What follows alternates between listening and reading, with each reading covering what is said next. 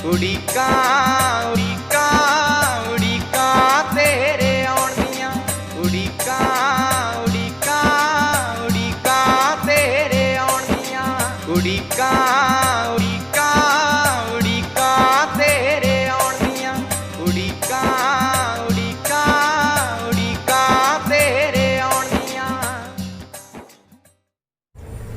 मैं अनीता पाल लेके हाजिर हाँ ਆਪ ਜੀ ਦਾ ਮਨਪਸੰਦ ਪ੍ਰੋਗਰਾਮ ਉਡੀਕਾਂ। ਜਿਵੇਂ ਕਿ ਤੁਸੀਂ ਜਾਣਦੇ ਹੀ ਹੋ, ਅਸੀਂ ਹਮੇਸ਼ਾ ਹੀ ਨਵੇਂ ਚਿਹਰੇ ਦੇ ਨਾਲ ਰੂਬਰੂ ਹੁੰਨੇ ਹਾਂ ਤੇ ਅੱਜ ਆਜ਼ਾਦ ਰੰਗਮੰਚ ਕਲਾ ਭਵਨ ਫਗਵਾੜਾ ਦੇ ਵਿਹੜੇ ਵਿੱਚ ਪਹੁੰਚੇ ਹਨ ਪ੍ਰਸਿੱਧ ਰਾਈਟਰ ਨਿਰਮਲ ਗੁੜਾ ਜੀ, ਜੋ ਕਿ ਇੱਕ ਥੀਏਟਰ ਕਲਾਕਾਰ, ਫਿਲਮੀ ਕਲਾਕਾਰ ਤੇ ਪ੍ਰਸਿੱਧ ਪੱਤਰਕਾਰ ਹਨ। ਤੇ ਆਓ ਆਪਾਂ ਮੁਲਾਕਾਤ ਕਰਦੇ ਹਾਂ ਨਿਰਮਲ ਗੁੜਾ ਜੀ ਨਾਲ। ਹਾਂਜੀ ਨਿਰਮਲ ਜੀ, ਤੁਸੀਂ ਆਪਣੇ ਮੀਡੀਆ ਦੇ ਨਾਲ ਜਿਹੜੇ ਜੁੜੇ ਹੋਏ, ਸੋਸ਼ਲ ਮੀਡੀਆ ਨਾਲ, ਪ੍ਰਿੰਟ ਮੀਡੀਆ ਦੇ ਨਾਲ, ਥੀਏਟਰ ਨਾਲ, ਫਿਲਮਾਂ ਨਾਲ, ਪੱਤਰਕਾਰਿਤਾ ਨਾਲ, ਇਹਨਾਂ ਸਾਰੇ ਨਾਲ ਜੁੜੇ ਹੋਏ ਹੋ। ਤੁਸੀਂ ਆਪਣੇ ਬਾਰੇ ਦਰਸ਼ਕਾਂ ਨਾਲ ਕੁਝ ਗੱਲਾਂ ਸਾਂਝੀਆਂ ਕਰੋ। ਮੈਡਮ ਜੀ, ਸਭ ਤੋਂ ਪਹਿਲਾਂ ਤਾਂ ਤੁਹਾਡਾ ਬਹੁਤ-ਬਹੁਤ ਧੰਨਵਾਦ ਹੈ ਕਿ ਉਡੀਕਾਂ ਪ੍ਰੋਗਰਾਮ ਦੇ ਵਿੱਚ ਅੱਜ ਤੁਸੀਂ ਮੈਨੂੰ ਮੌਕਾ ਦਿੱਤਾ, ਸਮਾਂ ਦਿੱਤਾ ਹੈ। ਤੁਹਾਡਾ ਵੀ ਸਵਾਗਤ ਹੈ ਜੀ। ਤੇ ਦਰਸ਼ਕਾਂ ਦਾ ਵੀ ਬਹੁਤ-ਬਹੁਤ ਧੰਨਵਾਦ ਹੈ, ਤੁਸੀਂ ਮੈਨੂੰ ਸੁਣ ਰਹੇ ਹੋ। ਪਹਿਲੋਂ ਵੀ ਤੁਸੀਂ ਉਡੀਕਾਂ ਪ੍ਰੋਗਰਾਮ ਦੇ ਵਿੱਚ ਵੱਖ-ਵੱਖ ਮਹਿਮਾਨਾਂ ਨੂੰ ਤੁਸੀਂ ਦੇਖਿਆ ਹੈ, ਸੁਣਿਆ ਹੈ, ਸਲਾਹਿਆ। ਬਹੁਤ-ਬਹੁਤ ਤੁਹਾਡਾ ਧੰਨਵਾਦ ਹੈ। ਮੈਂ ਪੱਤਰਕਾਰੀ ਦਾ ਜਿਹੜਾ ਖੇਤਰ ਹੈ, ਕਾਫੀ ਲੰਬੇ ਸਮੇਂ ਤੋਂ ਮੈਂ ਜੁੜਿਆ ਹੋਇਆ, ਨਾਲ ਅਦਾਕਾਰੀ ਦੇ ਨਾਲ ਜੁੜਿਆ ਹੋਇਆ, ਨਾਲ ਲਿਖਣ ਦਾ ਸ਼ੌਕ ਹੈ। ਖਾਸ ਕਰਕੇ ਮੈਨੂੰ ਸ਼ੌਕ ਜਿਹੜਾ ਹੈ ਉਹ ਇਲੈਕਟ੍ਰੋਨਿਕ ਮੀਡੀਆ ਦੇ ਵਿੱਚ ਸ਼ੌਕ ਹੈ। ਅਸਲ ਦੇ ਵਿੱਚ ਜਿਹੜਾ ਮੈਂ ਪੱਤਰਕਾਰੀ ਖੇਤਰ ਦੇ ਵਿੱਚ ਜੁੜਿਆ ਉਹ ਮੇਰੇ ਖੂਨ 'ਚ ਹੈ। ਅੱਛਾ ਜੀ। ਖੂਨ 'ਚ ਇਹ ਨਹੀਂ ਹੈ ਕਿ ਸਾਡੇ ਦਾਦੇ ਪੜਦਾਦੇ ਇਹ ਸਾਡੇ ਸੀਗੇ। ਮੈਂ ਜਦੋਂ ਨਿੱਕਾ ਜਿਹਾ ਸੀਗਾ, ਸਾਡੀ ਮੰਮੀ, ਉਦੋਂ ਕਾਲਾ ਚਿੱਟਾ ਟੈਲੀਵਿਜ਼ਨ ਹੁੰਦਾ ਸੀਗਾ, ਸਾਡੇ ਕੱਚਾ ਵਿਹੜਾ ਹੁੰਦਾ ਸੀ, ਕੱਚਾ ਘਰ ਸੀਗਾ। ਕੱਚੇ ਵਿਹੜੇ ਦੇ ਵਿੱਚ ਇੱਕ ਸਟੂਲ ਤੇ ਸਾਡੇ ਬੀਬੀ ਰੱਖ ਦਿੰਦੀ ਸੀਗੀ ਤੇ ਮੈਂ ਬੋਰੀ ਦੇ ਵਿਛਾ ਕੇ ਉਹਦੇ ਤੇ ਨਾਲੇ ਤਾਂ ਮੈਂ ਪੜ੍ਹਦਾ ਹੁੰਦਾ ਸੀ ਤੇ ਨਾਲ ਮੈਂ ਦੇਖਦਾ ਹੁੰਦਾ ਸੀ ਮੇਰਾ ਪਿੰਡ ਮੇਰੇ ਖੇਤ, ਰਮਨ ਕੁਮਾਰ ਦੀਆਂ 7:30 ਵਾਲੀਆਂ DD1 ਦੇ ਉੱਤੇ ਖਬਰਾਂ। ਤੇ ਉਦੋਂ ਮੈਨੂੰ ਝਟਕ ਲੱਗੀ, ਖੂਨ ਦੇ ਵਿੱਚ ਉੱਥੋਂ ਚਲੇ ਗਈ ਗੱਲ ਕਿ ਮੈਂ ਕਿੰਨਾ ਸਮਾਂ ਚੰਗਾ ਹੋਏਗਾ ਕਿ ਮੈਂ ਰਮਨ ਕੁਮਾਰ ਦੀ ਤਰ੍ਹਾਂ ਮੈਂ ਟੈਲੀਵਿਜ਼ਨ ਦੇ ਵਿੱਚ ਬੈਠ ਕੇ ਮੈਂ ਮਹਿਮਾਨ ਨਾਲ ਗੱਲਾਂ ਸਾਂਝੀਆਂ ਕਰਾਂ, ਮੈਂ ਖਬਰਾਂ ਬੋਲਾਂ। ਤੇ ਉੱਥੋਂ ਮੈਂ ਠਾਣ ਲਿਆ ਸੀਗਾ ਕਿ ਮੈਂ ਹੋਰ ਕੋਈ ਕੰਮ ਨਹੀਂ ਕਰਨਾ। ਅੱਛਾ ਜੀ। ਤੇ ਮੈਂ ਮੀਡੀਆ ਲਾਈਨ 'ਚ ਜਾਣਾ। ਤੇ ਸਬੱਬ ਬਣਿਆ ਇਦਾਂ ਦਾ, ਉਹ ਸਬੱਬ ਮਾੜਾ ਬਣਿਆ। ਉਹ ਇਹ ਹੋਇਆ ਕਿ ਘਰ ਦੇ ਹਾਲਾਤ, ਆਰਥਿਕ ਤੰਗੀ ਸੀ, ਵਧੀਆ ਨਹੀਂ ਸੀਗੇ। ਬਜ਼ੁਰਗ ਸਾਡੇ ਦਿਹਾੜੀਦਾਰ ਸੀ, ਸਧਾਰਨ ਪਰਿਵਾਰ, ਨਿੱਕਾ ਜਿਹਾ ਛੋਟਾ ਕੱਚਾ ਘਰ। ਉਹਨਾਂ ਹਾਲਾਤਾਂ ਦੇ ਵਿੱਚ ਤੁਹਾਡੇ ਪਰਿਵਾਰ ਵਿੱਚ ਹੋਰ ਕੌਣ-ਕੌਣ ਨੇ? ਹੋਰ ਕੌਣ ਨੇ? ਮੇਰੇ ਪਰਿਵਾਰ ਇਸ ਲਈ ਸਾਡੇ ਫਾਦਰ ਸਾਹਿਬ ਦੀ ਡੈਥ ਹੋ ਗਈ ਹੈ। ਮੰਮੀ ਨੇ ਤੇ ਮੇਰੇ ਵਾਈਫ ਹੈ ਤੇ 2 ਬੇਟੇ ਨੇ। ਦੋਨੋਂ ਬੇਟੇ ਮੇਰੇ ਉਹ ਇੰਜੀਨੀਅਰ ਨੇ। ਵੱਡੇ ਨੇ ਸਿਵਲ ਦੇ ਵਿੱਚ ਮਾਸਟਰ ਡਿਗਰੀ ਕੀਤੀ ਹੈ, ਛੋਟੇ ਨੇ ਐਨੀਮੇਸ਼ਨ ਵੀਡੀਓ ਐਡੀਟਿੰਗ ਦੇ ਵਿੱਚ ਉਹਨੇ ਵੀ ਮਾਸਟਰ ਡਿਗਰੀ ਕੀਤੀ ਹੈ। ਦੋਨੋਂ ਐਜੂਕੇਟਡ ਨੇ, ਪਰ ਦੇਸ਼ ਦੇ ਭੈੜੇ ਸਿਸਟਮ ਦਾ ਸੰਤਾਪ ਹੰਢਾ ਰਹੇ ਨੇ। ਦੋਨੋਂ ਬੇਰੁਜ਼ਗਾਰ ਨੇ, ਆਪਣੇ ਲੈਵਲ ਤੇ ਜਿੰਨਾ ਕਰਦੇ ਨੇ, ਪਰ ਉਹ ਸਿਸਟਮ ਜਿਹੜਾ ਸਾਡੇ ਦੇਸ਼ ਦਾ, ਬਾਕੀ ਨੌਜਵਾਨ ਪੀੜ੍ਹੀ ਦੀ ਤਰ੍ਹਾਂ, ਮੁੰਡੇ ਕੁੜੀਆਂ ਦੀ ਤਰ੍ਹਾਂ ਉਹ ਵੀ ਲਾ ਕੇ ਬੈਠੇ ਨੇ ਵੀ ਅਸੀਂ ਕਿਤੇ ਨਾ ਕਿਤੇ ਸਾਡਾ ਵਿਦੇਸ਼ ਦੇ ਵਿੱਚ ਸੂਤ ਆ ਜਾਏ ਤਾਂ ਕਿਤੇ ਚੱਲ ਜਾਈਏ। ਨਿਰਮਲ ਜੀ, ਤੁਸੀਂ ਸਾਨੂੰ ਆਪਣੀ ਸਟੱਡੀ ਬਾਰੇ ਕੁਝ ਦੱਸੋ, ਆਪਣੇ ਸਕੂਲ ਬਾਰੇ, ਬਚਪਨ ਦੀਆਂ ਕੁਝ ਯਾਦਾਂ। ਪਹਿਲੀ ਗੱਲ ਤਾਂ ਸਟੱਡੀ ਦਾ ਮੈਨੂੰ ਪਤਾ ਨਹੀਂ ਵੀ ਕੀ ਕਹਿੰਦੇ ਆ। ਸਕੂਲ ਮੈਂ ਤੁਹਾਡੀ ਗੱਲ ਸਮਝ ਲਈ ਆ। ਅੱਛਾ ਜੀ। ਕਿਉਂਕਿ ਅੰਗਰੇਜ਼ੀ ਦੇ ਨੇੜੇ ਸਾਤੋਂ ਜਾ ਨਹੀਂ ਹੋਇਆ।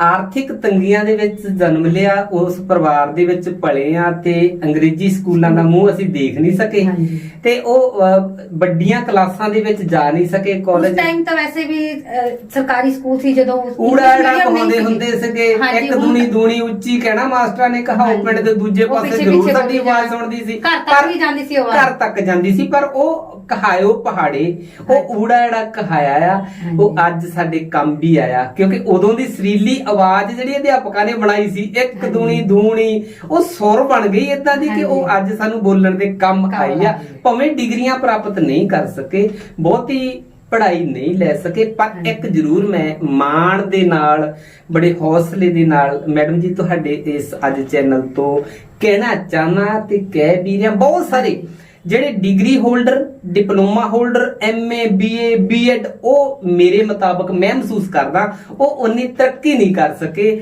ਜਿੰਨੀ ਮੈਂ ਘੱਟ ਪੜ੍ਹ ਕੇ ਵੀ ਮੈਂ ਆਪਣੀ ਇੱਛਾ ਦੇ ਮੁਤਾਬਕ ਆਪਣੀ ਸਮਰੱਥਾ ਦੇ ਮੁਤਾਬਕ ਮੈਂ ਕਿਸੇ ਮਕਾਮ ਤੇ ਪਹੁੰਚਿਆ ਮੈਂ ਮਹਿਸੂਸ ਕਰਦਾ। ਤੁਸੀਂ ਕਿੱਦਾਂ ਮਹਿਸੂਸ ਕਰਦੇ ਹੋ? ਤੁਸੀਂ ਇਸ ਤਰੱਕੀ ਦੇ ਇਸ ਬੁਲੰਦੀਆਂ ਨੂੰ ਛੂਇਆ ਤੇ ਇਹਦੇ ਵਿੱਚ ਕਿਸ ਦਾ ਹੱਥ ਹੈ? ਹੱਥ ਇਹਦੇ ਪਿੱਛੇ ਮਾਪਿਆਂ ਨੇ ਜਿੰਨੀ ਕੁ ਸਾਨੂੰ ਪਾਲਿਆ ਪੋਛਿਆ, ਹਾਂਜੀ। ਉਹਨਾਂ ਨੇ ਸਾਨੂੰ ਵੱਡੇ ਕੀਤਾ, ਤਕੜੇ ਕੀਤਾ। ਉਸ ਤੋਂ ਬਾਅਦ ਮੈਰਿਜ ਹੋਈ। ਮੈਰਿਜ ਤੋਂ ਬਾਅਦ ਮੈਂ ਮੀਡੀਆ ਲਾਈਨ ਦੇ ਵਿੱਚ ਆਇਆ ਤੇ ਪਰਿਵਾਰ ਦਾ, ਵਾਈਫ ਦਾ ਬਹੁਤ ਵੱਡਾ ਸਹਿਯੋਗ ਹੈ। ਸਭ ਤੋਂ ਵੱਡੀ ਮੇਰੀ ਲਗਨ ਤੇ ਮੇਰੀ ਸਟਰਗਲ। ਮੈਂ 24 ਘੰਟਿਆਂ ਦੇ ਵਿੱਚ ਅੱਜ ਵੀ ਕਹਿੰਦਾ ਹੁੰਨਾ ਕਿ ਮੈਂ 22 ਘੰਟੇ ਕੰਮ ਕਰਦਾ। ਅੱਛਾ, ਵਾਹ ਜੀ, ਬਹੁਤ ਖੂਬ ਜੀ। ਅੱਜ ਵੀ ਮੈਂ ਕਹਿੰਦਾ ਕਿ 24 ਘੰਟਿਆਂ 'ਚ 22 ਘੰਟੇ, ਸਿਰਫ 2 ਘੰਟੇ ਸੌਣਾ। ਇਹ ਸੋਚਣ ਵਾਲਾ ਸੋਚੇਗਾ ਕਿ ਇਹ ਜੇ 22 ਘੰਟੇ ਕੰਮ ਕਰਦਾ ਤੇ ਕਰਦਾ ਕੀ ਆ। ਮੈਨੂੰ ਪੜ੍ਹਨ ਦਾ ਬਹੁਤ ਸ਼ੌਕ ਹੈ। ਜੇ ਪੜਾਂਗੇ ਤਾਂ ਕਿਸੇ ਨੂੰ ਪੜ੍ਹਾ ਸਕਾਂਗੇ। ਹਾਂਜੀ। ਇਸੇ ਕਰਕੇ ਤੁਸੀਂ ਮੇਰੇ ਤੋਂ ਡਿਗਰੀਆਂ ਨਹੀਂ ਪੁੱਛ ਸਕਦੇ, ਪਰ ਇਹ ਹੈ ਡਿਗਰੀ ਹੋਲਡਰ ਨੂੰ ਮੈਂ ਗੱਲ ਨਹੀਂ ਕਰਨ ਦਊਂਗਾ। ਵਾਹ ਜੀ, ਬਹੁਤ ਖੂਬ ਜੀ। ਨਿਰਮਲ ਗੁੜਾ ਜੀ, ਤੁਸੀਂ ਇਹ ਦੱਸੋ ਤੁਸੀਂ ਥੀਏਟਰ ਨਾਲ ਕਿਸ ਤਰ੍ਹਾਂ ਜੁੜੇ ਹੋ? ਮੈਡਮ ਜੀ ਹਾਂਜੀ। ਬਹੁਤ ਅੱਛਾ। ਤੇ ਮੈਡਮ ਇੱਕ ਮੈਂ ਇੱਥੇ ਗੱਲ ਕਹਿਣੀ ਚਾਹਨਾ ਹਾਂਜੀ, ਜ਼ਰੂਰ। ਕਿ ਜੋ ਵੀ ਮੈਂ ਕੀਤਾ ਮਨੋਂ ਕੀਤਾ ਔਰ ਮਨ ਦੇ ਨਾਲ ਮੈਂ ਇੱਕ ਨਿਸ਼ਾਨਾ ਬੰਨ ਕੇ ਕੀਤਾ ਕਿ ਮੈਂ ਇਸ ਮੰਜ਼ਿਲ ਤੇ ਮੈਂ ਪਹੁੰਚਣਾ ਤੇ ਪਹੁੰਚਣਾ ਤੇ ਪਹੁੰਚਣਾ ਜ਼ਰੂਰ ਹੈ। ਮੀਡੀਆ ਲਾਈਨ ਮੈਂ ਅੰਦਰੋਂ ਮੀਡੀਆ ਨਾਲ ਜੁੜਿਆ ਹੋਇਆ, ਅੰਦਰੋਂ ਕੀਤਾ। ਇਹ ਬਣਾ ਲਿੱਤਾ ਬਿਲਕੁਲ। ਇਹ ਬਣਾਇਆ ਹਾਂਜੀ, ਕਿ ਮੈਂ ਮਰਦੇ ਦਮ ਤੱਕ ਮੈਂ ਇਹੀ ਕੰਮ ਕਰਨਾ। ਜਿਵੇਂ ਮੀਡੀਆ ਦੇ ਵਿੱਚ ਇਸੇ ਤਰੀਕੇ ਦੇ ਨਾਲ ਮੈਂ ਥੀਏਟਰ ਦੇ ਨਾਲ ਜੁੜਿਆ। ਮੈਡਮ ਅਨੀਤਾ ਪਵਾਲ ਜੀ, ਤੁਸੀਂ ਬਹੁਤ ਅੱਛਾ ਸਵਾਲ, ਮੈਂ ਚਾਹੁੰਦਾ ਸੀਗਾ ਤੁਸੀਂ ਮੈਨੂੰ ਇਹ ਸਵਾਲ ਕਰੋ। ਮੈਂ ਤੁਹਾਡੇ ਦਿਲ ਦੀ ਗੱਲ ਬੁੱਝ ਲਈ। ਬਿਲਕੁਲ ਜੀ। ਅਨੀਤਾ ਪਵਾਲ ਜੀ, ਬਹੁਤ ਧੰਨਵਾਦ। ਮੈਂ ਥੀਏਟਰ ਦੇ ਨਾਲ ਕਰੀਬ 25 ਸਾਲ ਤੋਂ ਜੁੜਿਆ। ਅੱਛਾ, 25 ਸਾਲ ਦੇ ਕਰੀਬ ਪਹਿਲੋਂ ਮੈਂ ਇੱਕ ਵਾਰ ਮੈਂ ਸਾਈਕਲ ਤੇ, ਸਾਡੇ ਸਾਈਕਲ ਹੁੰਦਾ ਸੀਗਾ, ਸਾਈਕਲ ਤੇ ਮੈਂ ਅਪਰੇ ਨੂੰ ਕਿਸੇ ਕੰਮ ਗਿਆ। ਉੱਥੇ ਇੱਕ ਬੱਚਿਆਂ ਦਾ ਡਾਕਟਰ, ਉੱਥੋਂ ਦਵਾਈ ਲੈਣ ਗਿਆ। ਜਦੋਂ ਮੈਂ ਬਾਜ਼ਾਰ ਦੇ ਵਿੱਚ ਨੂੰ ਜਾ ਰਿਹਾ ਸੀ ਤਾਂ ਉੱਥੇ ਇੱਕ ਬੱਸ ਅੱਡਾ ਚੌਕ ਛੋਟਾ ਜਿਹਾ, ਤਾਂ ਉੱਥੇ ਇੱਕ ਨਾਟਕ ਚੱਲਦਾ ਸੀਗਾ। ਅੱਛਾ ਜੀ। ਪ੍ਰਗਤੀ ਕਲਾ ਕੇਂਦਰ ਲਾਂਦੜਾ ਦੀ ਟੀਮ, ਮੱਖਣ ਕ੍ਰਾਂਤੀ, ਜਿਨ੍ਹਾਂ ਦੀ ਡੈਥ ਹੋ ਗਈ ਆ, ਮੈਂ ਯਾਦ ਕਰਦਾ ਔਰ ਸਲੂਟ ਵੀ ਕਰਦਾ। ਉਹਨਾਂ ਦੇ ਵੱਡੇ ਬ੍ਰਦਰ ਸੋਢੀ ਰਾਣਾ ਜੀ ਉੱਥੇ ਨਾਟਕ ਕਰ ਰਹੇ ਸੀਗੇ। ਦੁਪਹਿਰ ਦਾ ਵੇਲਾ ਸੀਗਾ, ਲੋਕ ਇਕੱਠੇ ਹੋਏ, ਆਲੇ ਦੁਆਲੇ ਮਜ਼ਮਾ ਲੱਗਾ ਹੋਇਆ ਪੂਰਾ, ਤੇ ਨਾਟਕ ਚੱਲਦਾ ਸੀ ਤਮਾਸ਼ਾ ਏ ਹਿੰਦੁਸਤਾਨ। ਅੱਛਾ ਜੀ। ਤੇ ਉਹ ਨਾਟਕ ਮੈਂ ਤਾਂ ਸੋਚਿਆ ਵੀ ਨੰਗ ਜਮਾ ਮਾੜ ਜਾਂ ਮੈਂ ਦੇਖਣ ਲੱਗ ਪਿਆ। ਜਦੋਂ ਉਹਨਾਂ ਨੂੰ ਦੇਖਿਆ ਵੀ ਰੋਲ ਧਾਰ ਕੇ, ਰੂਪ ਧਾਰ ਕੇ ਉਹ ਪਲੇ ਕਰਦੇ ਨੇ, ਪਲੇ ਵੀ ਇਦਾਂ ਦਾ ਕਰਦੇ ਕਿ ਸਾਹਮਣੇ ਅੱਜ ਦੇ ਸਿਸਟਮ, ਉਦੋਂ ਦੇ ਸਿਸਟਮ ਤੇ ਅੱਜ ਦਾ ਸਿਸਟਮ ਸੇਮ ਹੈ। ਸਿਸਟਮ ਤੇ ਕਿਵੇਂ ਉਹ ਚੋਟ ਮਾਰਦੇ ਨੇ। ਆਲੇ ਦੁਆਲੇ ਪੁਲਿਸ ਖੜੀ ਸੀ, ਉਹ ਪੁਲਿਸ ਦਾ ਰੋਲ ਧਾਰ ਕੇ ਉਹ ਪੁਲਿਸ ਵਾਲੇ ਤੇ ਵਿਅੰਗ ਕੱਸੀ ਜਾ ਰਹੇ ਸੀਗੇ। ਅੱਛਾ ਜੀ। ਤੇ ਮੈਂ ਉਹ ਨਾਟਕ ਦੇਖਦਾ ਮੈਨੂੰ 1 ਘੰਟਾ ਮੈਂ ਉੱਥੇ ਰੁਕ ਗਿਆ। ਪਰ ਨਾਟਕ ਦੇਖਦੇ ਮੈਨੂੰ ਇਦਾਂ ਲੱਗਿਆ ਵੀ ਅਸੀਂ ਪਿੰਡ ਵੀ ਕਰਵਾਈਏ। ਅੱਛਾ, ਤੁਹਾਡੇ ਮਨ ਮੁਤਾਬਕ ਤੁਹਾਨੂੰ ਵਿਸ਼ਾ ਮਿਲ ਗਿਆ ਸੀ ਦੇਖਣ ਨੂੰ? ਮੈਨੂੰ ਵਿਸ਼ਾ ਮਿਲ ਗਿਆ ਤੇ ਪਿੰਡ ਆ ਕੇ ਅਸੀਂ ਨੌਜਵਾਨ ਸਭਾ ਬਣਾਈ ਹੋਈ ਸੀ ਉਦੋਂ ਵੀ, ਤੇ ਮੈਂ ਪਿੰਡ ਆ ਕੇ ਸਲਾਹ ਕੀਤੀ ਵੀ ਮੈਂ ਤਾਂ ਉੱਥੇ ਬਹੁਤ ਵਧੀਆ ਚੀਜ਼ ਦੇਖ ਕੇ ਆਇਆ। ਉਦੋਂ ਡਰਾਮੇ ਜ਼ਿਆਦਾ ਚੱਲਦੇ ਹੁੰਦੇ ਸੀ, ਕਲਾਕਾਰਾਂ ਨੂੰ ਸੱਦਿਆ ਜਾਂਦਾ ਸੀਗਾ, ਪਰ ਮੇਰੇ ਪਸੰਦ ਦੀ ਚੀਜ਼ ਜਿਹੜੀ ਉਹ ਨਾਟਕ, ਜਿਹੜਾ ਥੀਏਟਰ, ਉਹ ਮਿਲ ਗਿਆ। ਇਨਕਲਾਬੀ ਨਾਟਕ, ਸਮਾਜਿਕ ਨਾਟਕ। ਤੇ ਮੈਂ ਪਿੰਡ ਨੌਜਵਾਨਾਂ ਨਾਲ ਸਲਾਹ ਕੀਤੀ, ਕੁਝ ਮੈਂ ਆਪਣਾ ਧੱਕਾ ਕਰ ਗਿਆ ਵੀ ਕਰਵਾਉਣਾ ਹੀ ਕਰਵਾਉਣਾ। ਤੇ ਅਸੀਂ ਫਿਰ ਪਿੰਡ ਪ੍ਰੋਗਰਾਮ ਰੱਖਿਆ, ਨਾਟਕ ਕਰਵਾਇਆ, ਉਹੀ ਤਮਾਸ਼ਾ ਏ ਹਿੰਦੁਸਤਾਨ। ਤੇ ਉਸੇ ਪ੍ਰਗਤੀ ਕਲਾ ਕੇਂਦਰ ਲਾਂਦੜਾ ਦੀ ਟੀਮ ਨੂੰ ਬੁਲਾਇਆ ਤੇ ਉੱਥੇ ਜਦੋਂ ਨਾਟਕ ਦੇਖਿਆ, ਸਾਡੇ ਪਿੰਡ ਦੇ ਲੋਕ ਵੀ ਬਹੁਤ ਪ੍ਰਭਾਵਿਤ ਹੋਏ ਤੇ ਵਿਗਿਆਨਕ ਸੋਚ ਦੇ ਧਾਰਨੀ ਆਗੂ ਸਹਿਬਾਨ, ਉਸ ਵੇਲੇ ਅਸੀਂ ਤਰਕਸ਼ੀਲ ਸੁਸਾਇਟੀ ਵਾਲੇ ਸੱਜਣ ਸੱਦੇ, ਉਹਨਾਂ ਨੇ ਟ੍ਰਿਕ ਕਰ ਕਰਕੇ ਦਿਖਾਈ। ਟ੍ਰਿਕਾਂ ਦੇ ਰਾਹੀਂ ਉਹਨਾਂ ਨੇ ਇਹ ਧਾਰਮਿਕ ਵਿਵਸਥਾ ਤੇ ਰਾਜਨੀਤਿਕ ਵਿਵਸਥਾ ਤੇ ਉਹਨਾਂ ਨੇ ਵਿਅੰਗ ਜਿਹੜੇ ਕੱਸੇ ਆ ਨਾ, ਤੇ ਸਾਡਾ ਪਿੰਡ ਜਿਹੜਾ ਉਦੋਂ ਤੋਂ ਲੈ ਕੇ ਹੁਣ ਤੱਕ ਇਹ ਵਿਗਿਆਨਕ ਸੋਚ ਦਾ ਧਾਰਨੀ ਬਣਿਆ। ਔਰ ਥੀਏਟਰ ਨੂੰ ਪ੍ਰਮੋਟ ਕਰਨ ਦੇ ਲਈ ਤੇ ਉਦੋਂ ਤੋਂ ਲੈ ਕੇ ਹੁਣ ਤੱਕ ਅਸੀਂ ਅਨੇਕਾਂ ਵਾਰ ਪਿੰਡ ਦੇ ਵਿੱਚ ਨਾਟਕ ਕਰਵਾਏ। ਕਾਫੀ ਲੋਕਾਂ ਦੀ ਵਿਚਾਰਧਾਰਾ, ਕਾਫੀ ਲੋਕਾਂ ਦੀ ਸੋਚ ਅਸੀਂ ਹੁਣ ਤੱਕ ਬਦਲੀ ਆ। ਨਿਰਮਲ ਜੀ, ਤੁਸੀਂ ਆਪ ਥੀਏਟਰ ਨਾਲ, ਕਿਹੜੇ ਥੀਏਟਰ ਦੇ ਨਾਲ ਜੁੜੇ ਰਹੇ ਤੇ ਕਿਹੜੇ ਨਾਲ ਦਾ ਪਿੰਡ ਚੱਕ ਦੇਸਰਾ ਜਾਏ, ਉੱਥੋਂ ਬਹੁਤ ਹੀ ਸਾਡੇ ਸਤਿਕਾਰਯੋਗ ਗਮਨੂ ਬਾਂਸਲ ਜੀ, ਉਹਨਾਂ ਨੇ ਆਪਣੀ ਆਜ਼ਾਦ ਰੰਗਮੰਚ, ਤੇ ਮੈਂ ਉਹਨਾਂ ਤੱਕ ਪਹੁੰਚ ਕੀਤੀ ਕਿ ਮੈਨੂੰ ਬੜਾ ਸ਼ੌਕ ਹੈ, ਦਿਲੋਂ ਸ਼ੌਕ ਹੈ ਕਿ ਮੈਂ ਵੀ ਨਾਟਕ ਟੀਮ ਦੇ ਵਿੱਚ ਕੰਮ ਕਰਨਾ ਚਾਹੁੰਦਾ। ਬੀਬਾ ਕਲਵੰਤ ਜੀ ਟੀਮ ਦੇ ਇੰਚਾਰਜ ਨੇ, ਤੇ ਉਹਨਾਂ ਦੇ ਨਾਲ ਮੈਂ ਬੇਨਤੀ ਆਪ ਉਹਨਾਂ ਦੇ ਘਰੇ ਉਹਨਾਂ ਦੀ ਟੀਮ ਦੇ ਵਿੱਚ ਜਾ ਕੇ ਕੀਤੀ ਕਿ ਮੈਂ ਵੀ ਕੰਮ ਕਰਾਂਗੀ। ਹੁਣ ਤੱਕ ਬਹੁਤ ਸਾਰੇ ਕਲਾਕਾਰਾਂ ਦੇ ਨਾਲ ਗੀਤਾਂ ਦੇ ਵਿੱਚ, ਸਮਾਜਿਕ ਗੀਤਾਂ ਦੇ ਵਿੱਚ ਆਪਣਾ ਰੋਲ ਅਦਾ ਕੀਤਾ ਤੇ ਅਨੇਕਾਂ ਨਾਟਕਾਂ ਦੇ ਵਿੱਚ। ਨਾਟਕ ਕਿਹੜੇ ਕੀਤੇ ਨੇ ਤੁਸੀਂ ਦਰਸ਼ਕਾਂ ਨੂੰ ਦੱਸੋ ਜੀ। ਨਾਟਕ ਤਮਾਸ਼ਾ ਹਿੰਦੁਸਤਾਨ ਨਾਟਕ ਤੋਂ ਮੇਰੀ ਸ਼ੁਰੂਆਤ ਹੋਈ ਹੈ। ਇਹ ਬਹੁਤ ਹੀ ਮਹਾਨ ਸਾਡੇ ਪੰਜਾਬ ਤੋਂ, ਮੋਗੇ ਤੋਂ ਰਾਈਟਰ ਵੀ ਨੇ, ਉਹ ਡਾਇਰੈਕਟਰ ਵੀ ਨੇ, ਮੋਹੀ ਅਮਰਜੀਤ ਸਿੰਘ ਜੀ। ਉਹਨਾਂ ਦਾ ਨਾਟਕ ਸੀਗਾ ਇੱਕ, ਉਹਨਾਂ ਨੇ ਇੱਥੇ ਵਰਕਸ਼ਾਪ ਲਾਈ ਸੀਗੀ ਕਰ ਇਹੋ ਅੱਗ, ਉਹਦੇ ਵਿੱਚ ਮੈਂ ਆੜਤੀਏ ਦਾ ਰੋਲ ਕੀਤਾ। ਉਹ ਬਹੁਤ ਮੇਰੇ ਮਨ ਪਸੰਦ ਦਾ ਸੀ। ਲੋਕਾਂ ਨੂੰ ਉਹ ਤੁਹਾਡੇ ਡਾਇਲੌਗ ਡਿਲੀਵਰੀ ਹੈ ਨਾ, ਉਹ ਹਲੇ ਤੱਕ ਯਾਦ ਕਰਦੇ ਆ। ਕੀ ਬਾਤ ਹੈ। ਤੇ ਉਸ ਤੋਂ ਬਾਅਦ ਨਾਟਕ ਦੇ ਇੱਕ ਡਾਇਲੌਗ ਸੁਣਾਓ ਸਾਨੂੰ। ਕਿਆ ਬਾਤ ਹੈ। ਮੈਂ ਇੱਕ ਤਾਂ ਮੇਰੀ ਆਵਾਜ਼ ਉਦਾਂ ਦੀ ਆ, ਉਹਦਾ ਹੈ ਕਿ ਤਾਂ ਅਸੀਂ ਸਧਾਰਨ ਜੇ ਨੰਗ ਮਲੰਗੇ, ਪਰ ਰੋਲ ਮੈਨੂੰ ਆੜਤੀਏ ਦਾ ਦਿੱਤਾ। ਹਾਂਜੀ, ਐਸੇ ਕਰਕੇ ਉਹ ਰੋਲ ਹੈ ਜਿਹੜਾ ਡਾਇਲੌਗ ਡਿਲੀਵਰੀ ਹੈ। ਕਿਆ ਬਾਤ। ਬਿਲਕੁਲ। ਤੇ ਉਸ ਤੋਂ ਬਾਅਦ ਨਾਟਕ ਸੀਗਾ ਦਾ ਗ੍ਰੇਟ ਅੰਬੇਡਕਰ, ਤੇ ਉਹਦੇ ਵਿੱਚ ਮੈਨੂੰ ਪੰਡਤ ਦਾ ਰੋਲ ਦਿੱਤਾ। ਤੇ ਪੰਡਤ ਦਾ ਰੋਲ ਤੇ ਆੜਤੀਏ ਦਾ ਰੋਲ, ਉਹਦੇ ਵਿੱਚ ਇੱਕ ਸ਼ਰਾਰਤੀ, ਇੱਕ ਤਾਂ ਮੇਰਾ ਨਾ ਕੁਦਰਤੀ ਸਰੀਰ ਵੀ ਉਦਾਂ ਦਾ ਹੀ ਆ, ਤੇ ਮੈਨੂੰ ਗਾਂਧੀ ਦਾ ਰੋਲ ਦੇ ਦਿੱਤਾ। ਇੱਕ ਗਾਂਧੀ ਵਰਗਾ ਕੋਈ ਬੰਦਾ ਸਾਡੇ ਚ ਹੈ ਨਹੀਂ ਸੀ ਟੀਮ ਦੇ ਵਿੱਚ, ਇੱਕ ਕੱਪੜੇ ਲਾ ਕੇ ਕੋਈ ਰਾਜੀ ਨਹੀਂ ਸੀ। ਤੇ ਇੱਕ ਵਾਰ ਕਿਸੇ ਪਿੰਡ ਦੇ ਵਿੱਚ ਗਏ ਅਸੀਂ, ਜਨਵਰੀ ਦਾ ਮਹੀਨਾ, ਉੱਤੋਂ ਧੁੰਦ ਪਵੇ, ਸਟੇਜ ਬਾਹਰ ਲੱਗੀ ਹੋ, ਮੈਨੂੰ ਕਹਿੰਦੇ ਗਾਂਧੀ ਬਣ, ਲੋਕ ਰਜਾਈਆਂ ਲੈ ਕੇ ਮੋਰੇ ਬੈਠੇ, ਮੈਨੂੰ ਕਹਿੰਦੇ ਕੱਪੜੇ ਲਾ। ਕਲਾਕਾਰ ਤਾਂ ਉਹੀ ਹੈ ਜਿਹੜਾ ਰੋਲ ਮਿਲੇ ਬਸ ਕਰ ਦੇਣਾ, ਨਾ ਧੁੱਪ ਨਾ ਛਾਂ ਨਾ ਗਰਮੀ ਨਾ ਠੰਡ। ਪਰ ਇਹ ਕਿ ਉਦੋਂ ਜਦੋਂ ਉਹ ਰੋਲ ਉਦੋਂ ਕੀਤਾ ਨਾ ਗਾਂਧੀ ਦਾ ਰੋਲ, ਤੇ ਉਹ ਅੰਦਰੋਂ ਹੀ ਜੋਸ਼ ਇੰਨਾ ਸੀ, ਅੰਦਰੋਂ ਹੀ ਗਰਮੀ ਇੰਨੀ ਸੀ, ਉੱਪਰੋਂ ਪੈਂਦੀ ਧੁੰਦ, ਉੱਪਰੋਂ ਪੈਂਦੀ ਠੰਡ, ਬਿਲਕੁਲ ਨਹੀਂ ਲੱਗੀ, ਕਿਉਂਕਿ ਰੋਲ ਦੇ ਵਿੱਚ ਮਸਤ ਸੀ ਔਰ ਦਿਲੋਂ ਕੀਤਾ ਤੇ ਬਹੁਤ ਅੱਛਾ ਲੱਗਦਾ। ਤੇ ਖਾਸ ਕਰਕੇ ਜਿਹੜਾ ਤਮਾਸ਼ਾ ਹਿੰਦੁਸਤਾਨ ਹੈ, ਉਹਦੇ ਜਿਹੜੇ ਡਾਇਲੌਗ ਡਿਲੀਵਰੀ ਜਿਹੜੀ ਹੈਗੀ ਆ, ਉਹ ਮੈਨੂੰ ਅਸਲ ਦੇ ਵਿੱਚ, ਮੈਂ ਇੱਕ ਤਰਕਵਾਦੀ ਵਿਚਾਰਾਂ ਦਾ ਵਿਗਿਆਨਕ ਸੋਚ ਵਿਚਾਰ ਮੇਰੇ ਨੇ ਹੈ।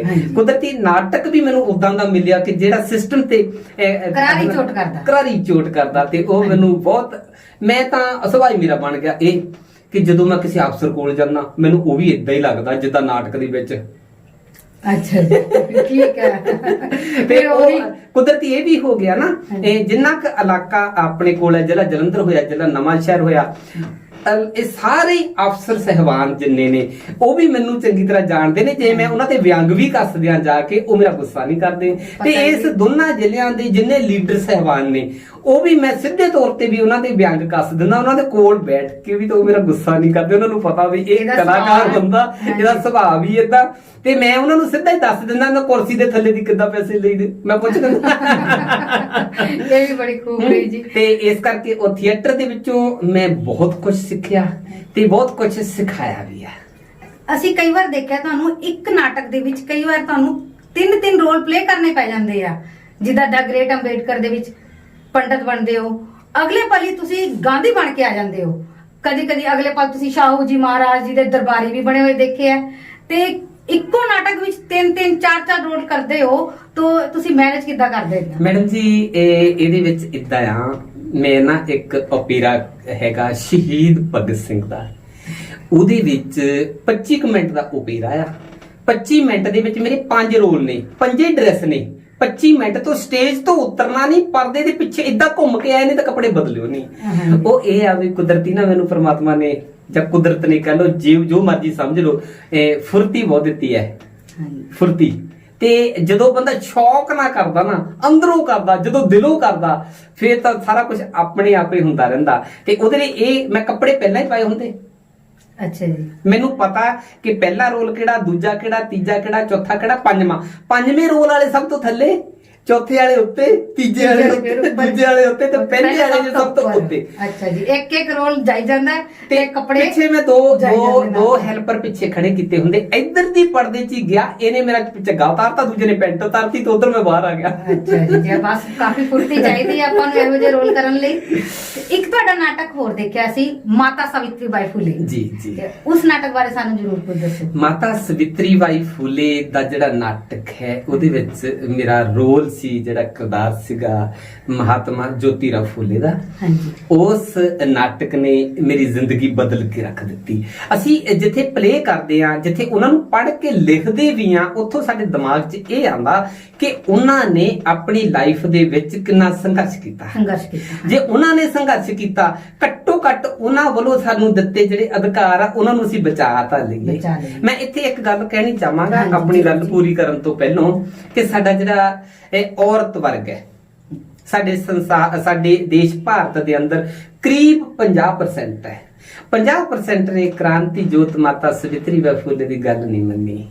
ਜੇ ਕਿਤੇ ਮੰਨੀ ਹੁੰਦੀ, ਜੇ ਕਿਤੇ ਉਹਨਾਂ ਨੂੰ ਪੜਿਆ ਹੁੰਦਾ, ਜੇ ਕਿਤੇ ਪਤਾ ਹੁੰਦਾ ਵੀ ਸਾਡੀ ਅਸਲ ਦਾਦੀ ਮਾਂ, ਅਸਲ ਸਾਡੀ ਗੁਰੂ ਜਿਹੜੀ ਆ ਸਾਵਿਤਰੀ ਬਾਈ ਫੂਲੇ ਸੀ, ਸਾਵਿਤਰੀ ਬਾਈ ਫੂਲੇ ਦੀ ਆ। ਜੇ ਕਿਉਂਕਿ ਔਰਤ ਜਾਤੀ ਦੇ ਲਈ ਸਭ ਤੋਂ ਪਹਿਲੀ ਉਹ ਸਟੂਡੈਂਟ, ਪਹਿਲੀ ਅਧਿਆਪਕਾ ਸੀ, ਹਾਂਜੀ ਹੈਨਾ। ਔਰ ਉਹਨਾਂ ਨੇ ਇੱਕ ਜੰਮਣ ਲਾਤਾ, ਇੱਕ ਬੂਟਾ ਲਾਤਾ, ਇੱਕ ਜਾਗ ਲਾ ਦਿੱਤਾ ਕਿ ਅੱਜ ਤੋਂ ਬਾਅਦ ਔਰਤ ਵੀ ਪੜ੍ਹ ਸਕਦੀ ਹੈ। ਉਸ ਤੋਂ ਪਹਿਲਾਂ ਜਿਨ੍ਹਾਂ ਨੂੰ ਉਹ ਲੋਕ ਮੰਨਦੇ ਨੇ, ਅੱਜ ਵੀ, ਉਸ ਵੇਲੇ ਵੀ ਮੰਨਦੇ ਸੀ, ਅੱਜ ਵੀ ਮੰਨਦੇ ਸੀ, ਉਹਨਾਂ ਨੇ ਕੁਝ ਨਹੀਂ ਸਵਾਰਿਆ, ਪਰ ਮੰਨੀ ਉਹਨਾਂ ਨੂੰ ਹੀ ਜਾਂਦੇ ਨੇ। ਪਰ ਇਹ ਜਿਹੜੀ ਅਸਲੀ ਦਾਦੀ ਆ, ਅਸਲੀ ਜਿਹੜੀ ਮਾਤਾ ਆ, ਜਿਹਨੇ ਆਪ ਆਪਣੇ ਆਪ ਅਪਮਾਨ ਸਹਿ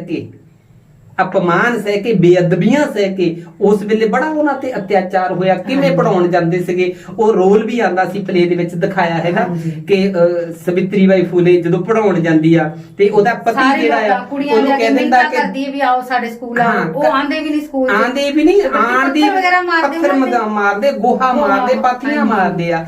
ਤੇ ਉਹਦੇ ਘਰ ਵਾਲਾ ਕਹਿ ਦਿੰਦਾ ਤੁਰ ਲੱਗਾ ਕਿ ਇੱਕ ਸਾੜੀ ਹੋਰ ਲੈ ਕੇ ਜਾਈ, ਤੇ ਉੱਥੇ ਨਾਟਕ ਦੇਖਣ ਵਾਲਿਆਂ ਦਾ ਸੀਨਾ ਪਾਟ ਜਾਂਦਾ। ਕਈ ਵਾਰੀ ਤਾਂ ਪਲੇ ਕਰਦਿਆਂ ਉਹ ਮੈਂ ਵੀ ਭਾਵੁਕ ਹੋ ਜਾਂਦਾ, ਸਾਡੀ ਟੀਮ ਵੀ ਭਾਵੁਕ ਹੋ ਜਾਂਦੀ ਆ। ਤੇ ਉੱਥੇ ਗੱਲ ਇਹ ਵੀ ਆਂਦੀ ਹੈ ਕਿ ਇਹ ਕ੍ਰਾਂਤੀ ਜੋਤ ਮਾਤਾ ਸਾਵਿਤਰੀ ਬਾਈ ਫੂਲੇ ਦਾ ਉਹ ਪਲੇ ਖੇਡਿਆ ਆ, ਉਹ ਮੇਰੀ ਇੱਕ ਯਾਦਾਂ ਦਾ ਪਲ ਹੈ। ਮੈਂ ਫੇਸਬੁੱਕ ਤੇ ਵੀ ਉਹ ਪ੍ਰੋਫਾਈਲ ਤੇ ਲਾਇਆ, ਉਹ ਫੋਟੋ ਲਾਈ ਆ। ਤੇ ਉਹ ਜਿਹੜੀ ਪ੍ਰੋਫਾਈਲ ਜਿਹੜੀ ਹੈ ਮੈਂ ਆਪਣੇ WhatsApp ਦੀ ਪ੍ਰੋਫਾਈਲ ਤੇ ਵੀ ਲਾਈ ਆ। ਮੈਂ ਹਰ ਸੋਸ਼ਲ ਮੀਡੀਆ ਜਿਹੜੀਆਂ ਮੇਰੀਆਂ ਸਾਈਟਸ ਹੈਗੀਆਂ ਉੱਤੇ ਮੈਂ ਉਹ ਕ੍ਰਾਂਤੀ ਜੋਤ ਮਾਤਾ ਸਾਵਿਤਰੀ ਬਾਈ ਫੂਲੇ ਤੇ ਜੋਤੀਰਾਓ ਫੂਲੇ ਦੀ ਜਿਹੜੀ ਉਹ ਫੁੱਲਾਂ ਦੇ ਹਾਰ ਪਾ ਕੇ, ਉਹ ਮੇਰੀ ਯਾਦਾਂ ਦੀ ਪਲ ਨੇ। ਇਹਦੇ ਵਿੱਚ ਤੁਹਾਡਾ ਲੀਡ ਰੋਲ ਹੈ ਜੀ, ਲੀਡ ਰੋਲ ਸੀਗਾ ਉਹਦੇ ਵਿੱਚ। ਉਹ ਮੇਰਾ ਉਹ ਰੋਲ ਕਰਨ ਲੱਗੇ, ਇਹ ਦੱਸੋ ਤੁਹਾਨੂੰ ਕਿਹੋ ਜਿਹਾ ਮਹਿਸੂਸ ਹੋ ਰਿਹਾ ਸੀਗਾ? ਮਹਿਸੂਸ ਅਸਲ ਦੇ ਵਿੱਚ ਜਦੋਂ ਕੋਈ ਨਾਟਕ ਕਰਦਾ ਹੁੰਦਾ, ਮੰਨ ਲਓ ਇੱਕ ਮਜ਼ਦੂਰ ਦਾ ਰੋਲ ਹੈ, ਉਸ ਵੇਲੇ ਫੀਲਿੰਗ ਸਾਨੂੰ ਲੈਣੀ ਪੈਂਦੀ ਮੈਂ ਮਜ਼ਦੂਰ ਹਾਂ। ਤੇ ਜੇ ਕ੍ਰਾਂਤੀ ਜੋਤ ਮਾਤਾ ਸਾਵਿਤਰੀ ਬਾਈ ਫੂਲੇ ਨਾਲ ਖੜੀ ਹੋਵੇ ਤੇ ਰੋਲ ਹੋਵੇ ਜੋਤੀਰਾਓ ਫੂਲੇ ਦਾ, ਤੇ ਫਿਰ ਤੁਸੀਂ ਦੇਖੋ ਵੀ ਮਹਿਸੂਸ ਕੀ ਹੋਏਗਾ, ਹਨਾ। ਆਪਣੇ ਆਪ ਨੂੰ ਉਹ ਮਹਿਸੂਸ ਹੋਇਆ ਸੀ ਕਿ ਮੈਂ ਇਸ ਲਈ ਜੋਤੀਰਾਓ ਫੂਲੇ ਆ, ਮੇਰਾ ਉਹ ਕਿਰਦਾਰ ਹੈ। ਹਾਂਜੀ ਨਿਰਮਲ ਜੀ, ਤੁਸੀਂ ਹੁਣ ਸ਼ਾਰਟ ਮੂਵੀਜ਼ ਵੀ ਕਰਦੇ ਹੋ ਜੀ? ਆਪਣੀ ਤੁਹਾਡੀ ਕਿਹੜੀ ਸ਼ਾਰਟ ਮੂਵੀਜ਼ ਆ ਗਈਆਂ ਨੇ? ਸ਼ਾਰਟ ਮੂਵੀਜ਼ ਮੇਰੀਆਂ ਕਾਫੀ ਆ ਚੁੱਕੀਆਂ। ਬਹੁਤ ਹੀ ਸਾਡੇ ਡਾਇਰੈਕਟਰ ਸਾਹਿਬਾਨ ਗਗਨੂ ਬਾਂਸਲ ਜੀ ਹੁਣਾਂ ਨੇ ਬਹੁਤ ਸਾਰੀਆਂ ਸ਼ਾਰਟ ਮੂਵੀਜ਼ ਬਣਾਈਆਂ ਹੈਗੀਆਂ। ਹੁਣੇ ਇੱਕ ਸੀਤੋ ਸ਼ਾਰਟ ਮੂਵੀ ਆਈ ਆ, ਬੜੀ ਕਰੀਬ 1 ਮਿਲੀਅਨ ਤੋਂ ਉੱਤੇ ਵਿਊਜ਼ ਹੋ ਚੁੱਕੇ ਨੇ, ਕ੍ਰੋਸ ਹੋ ਗਏ ਨੇ। ਉਹਦੇ ਵਿੱਚ ਮੇਰਾ ਰੋਲ ਜਿਹੜਾ ਸੀਗਾ ਉਹ ਅਧਿਆਪਕ ਦਾ ਸੀਗਾ, ਅੰਬੇਡਕਰੀ ਅਧਿਆਪਕ। ਬੜਾ ਮਾਣ ਮਹਿਸੂਸ ਹੋਇਆ ਕਿ ਉਹ ਰੋਲ ਮੈਨੂੰ ਕਰਨ ਦਾ, ਆਪਣੀ ਵਿਚਾਰਧਾਰਾ ਨਾਲ ਮਿਲਦਾ ਹੋਇਆ ਤੁਹਾਨੂੰ ਰੋਲ ਮਿਲ ਗਿਆ। ਕੁਦਰਤੀ ਇਹ ਹੈ ਕਿ ਹੁਣ ਤੱਕ ਜੋ ਕੀਤਾ ਮੈਂ ਅੰਦਰੋਂ ਕੀਤਾ ਔਰ ਆਪਣੀ ਵਿਚਾਰਧਾਰਾ ਦੇ ਮੁਤਾਬਕ ਕੀਤਾ। ਅੱਛਾ ਜੀ, ਇਹ ਰੋਲ ਤੁਹਾਨੂੰ ਆਫਰ ਕਿੱਦਾਂ ਹੋਇਆ ਸੀ? ਕਿਹੜਾ?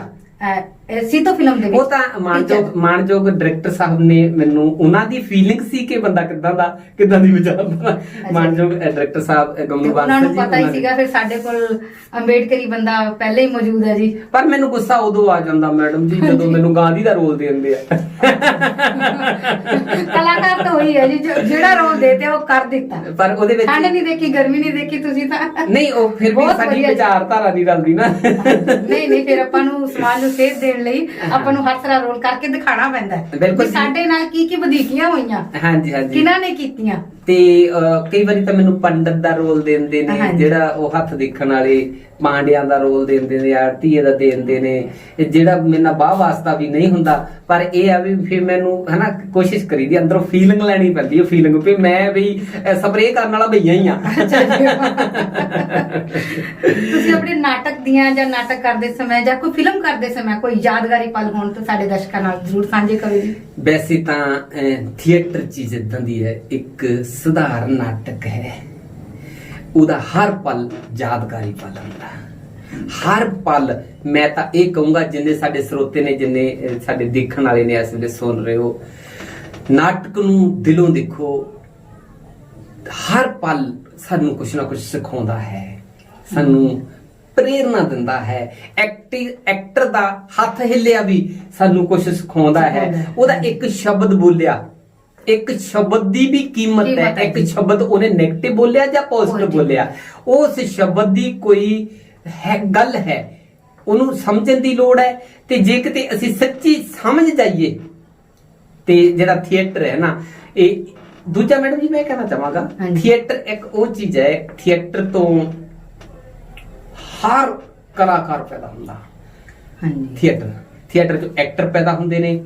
ਮੈਂ ਸਟੇਜ ਦਾ ਐਂਕਰ ਬਣਿਆ, ਮੈਂ ਟੈਲੀਵਿਜ਼ਨ ਦਾ ਐਂਕਰ ਜਿਹੜਾ ਮੈਂ ਅੱਜ ਸਫਲ ਹੋਇਆ ਟੈਲੀਵਿਜ਼ਨ ਦੇ ਵਿੱਚ, ਉਹ ਸੱਚਾਈ ਇਹ ਆ ਕਿ ਮੈਂ ਥੀਏਟਰ ਚੋਂ ਪੈਦਾ ਹੋਇਆ। ਕਿਉਂਕਿ ਜਿਵੇਂ ਮੈਂ ਪਹਿਲਾਂ ਦੱਸਿਆ ਕਿ ਸਾਡੇ ਘਰ ਦੇ ਹਾਲਾਤ ਬਹੁਤੇ ਅੱਛੇ ਨਹੀਂ ਸੀ, ਜ਼ਿਆਦਾ ਪੜ੍ਹ ਨਹੀਂ ਸਕੇ, ਤੇ ਜਿਹੜੀ ਮੈਂ ਐਂਕਰਿੰਗ ਅੱਜ ਵੱਖ-ਵੱਖ ਟੀਵੀ ਚੈਨਲਾਂ ਤੇ ਕਰਦਾ ਹਾਂ, ਤੇ ਉਹ ਥੀਏਟਰ ਦੀ ਦੇਣ ਹੈ। ਥੀਏਟਰ ਤੋਂ ਸ਼ੁਰੂਆਤ, ਥੀਏਟਰ ਨੂੰ ਸਾਰਾ ਸਿਰ ਆ। ਤੇ ਸਾਡੇ ਜਿਹੜਾ ਮੈਨੂੰ ਸਿਖਾਇਆ ਹੈ, ਅੱਜ ਉਹ ਮੈਂ ਬੋਲ ਰਿਹਾ ਹਾਂ, ਤੇ ਮੇਰੇ ਬੋਲ ਇੱਕ ਇੱਕ ਬੋਲ ਦੇ ਵਿੱਚ ਜਿਹੜੀ ਮੇਰੀ ਮਿਠਾਸ ਭਰੀ ਹੈ, ਗੁਣ ਭਰੇ ਨੇ, ਉਹ ਸਾਡੇ ਸਤਿਕਾਰਯੋਗ ਡਾਇਰੈਕਟਰ ਸਾਹਿਬ ਗਮਨੂ ਬਾਂਸਲ ਜੀ, ਬੀਬਾ ਕੁਲਵੰਤ ਜੀ, ਇਹਨਾਂ ਦੀ ਦੇਣ ਹੈਗੀ ਆ। ਤੇ ਉਸ ਤੋਂ ਬਾਅਦ ਮੈਂ ਆਪਣੀ ਵੀ ਮਿਹਨਤ ਕੀਤੀ ਹੈ ਤੇ ਅੱਗੇ ਵਧਦੇ ਗਏ, ਪਿੱਛੇ ਮੁੜ ਕੇ ਦੇਖਿਆ ਨਹੀਂ। ਇਹ ਹੈ ਕਿ ਜਿੱਥੇ ਵੀ ਗਏ, ਜਿੱਥੇ ਰਹੇ, ਉਹ ਥੀਏਟਰ ਦੇ ਨਾਲ ਜੁੜੇ ਰਵਾਂਗੇ, ਮੀਡੀਆ ਲਾਈਨ ਦੇ ਨਾਲ ਜੁੜੇ ਰਵਾਂਗੇ, ਇਲੈਕਟ੍ਰੋਨਿਕ ਮੀਡੀਆ ਦੇ ਨਾਲ ਜੁੜੇ ਰਵਾਂਗੇ, ਤੇ ਸਮਾਜ ਦੀ ਸੇਵਾ ਕਰਦੇ ਰਵਾਂਗੇ। ਅਸੀਂ ਵੀ ਇਹੀ ਆਸ ਕਰਦੇ ਹਾਂ ਕਿ ਤੁਸੀਂ ਹਮੇਸ਼ਾ ਹੀ ਤਰੱਕੀਆਂ ਕਰੋ। ਤੇ ਨਿਰਮਲ ਜੀ, ਤੁਹਾਡੀ ਸ਼ਾਰਟ ਮੂਵੀ ਆਈ ਹੈ ਮਨ ਕੀ ਬਾਤ, ਤੁਸੀਂ ਉਹਦੇ ਬਾਰੇ ਕੁਝ ਦੱਸੋ ਦਰਸ਼ਕਾਂ ਨੂੰ। ਮੈਡਮ ਜੀ, ਮਨ ਕੀ ਬਾਤ ਅਸਲ ਦੇ ਵਿੱਚ ਉਸ ਔਖੀ ਘੜੀ ਦੇ ਵਿੱਚ ਤਿਆਰ ਕੀਤੀ ਜਦੋਂ ਕਰਫਿਊ ਲੱਗਾ ਸੀ।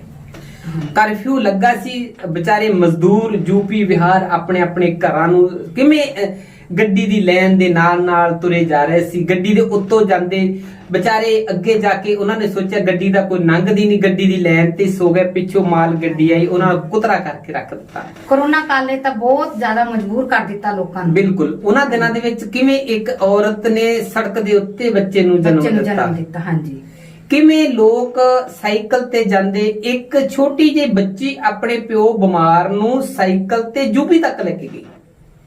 ਇਹ ਸਾਰੀਆਂ ਘਟਨਾਵਾਂ ਨੂੰ ਦੇਖਦੇ ਹੋਏ ਇਹ ਮਾਨਯੋਗ ਦਵਿੰਦਰ ਸਿੰਘ ਜੀ ਨੇ ਨਾਟਕ ਲਿਖਿਆ ਸੀ ਮਨ ਕੀ ਬਾਤ।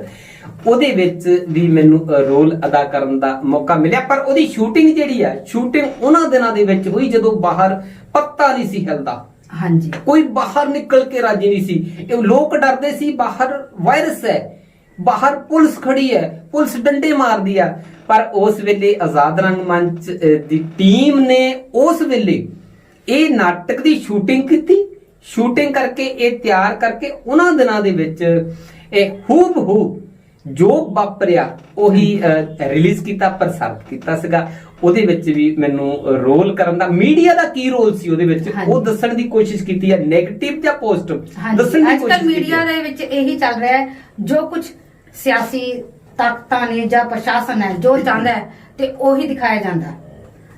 ਬਿਲਕੁਲ ਇਹ ਠੀਕ ਹੈ, ਮੀਡੀਆ ਦੇ ਵਿੱਚ ਦਿਖਾਇਆ ਜਾਂਦਾ, ਲੋੜ ਵੀ ਹੈ, ਪਰ ਸਾਰਿਆਂ ਨੂੰ ਨਹੀਂ ਕਿਹਾ ਜਾ ਸਕਦਾ। ਬਹੁਤਾ ਮੀਡੀਆ ਆਪਣੀ ਅਸਲ ਜ਼ਿੰਮੇਵਾਰੀ ਵੀ ਦਿਖਾਉਂਦਾ ਹੈ, ਨਿਭਾਉਂਦਾ ਹੈ ਕਿ ਅਸਲ ਸਮਾਜ ਦੇ ਵਿੱਚ ਕੀ ਊਣਤਾਈਆਂ ਨੇ, ਸਮਾਜ ਨੂੰ ਕਿਸ ਚੀਜ਼ ਦੀ ਲੋੜ ਹੈ।